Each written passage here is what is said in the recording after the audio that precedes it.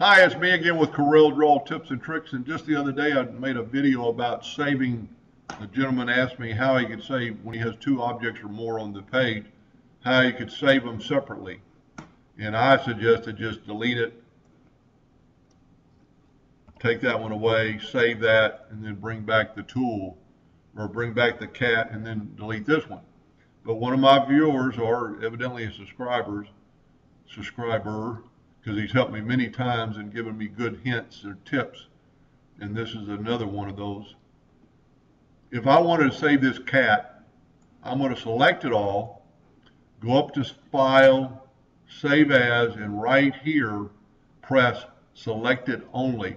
Now we're going to call this Cat R for round.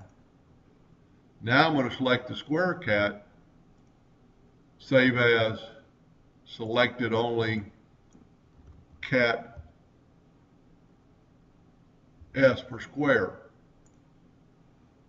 Now let's go and see if it worked.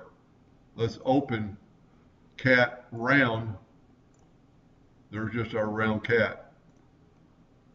Open cat square. There's just our square cat.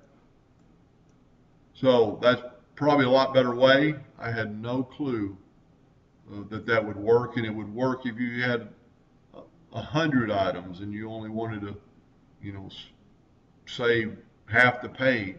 You could select half the page and select it and save it.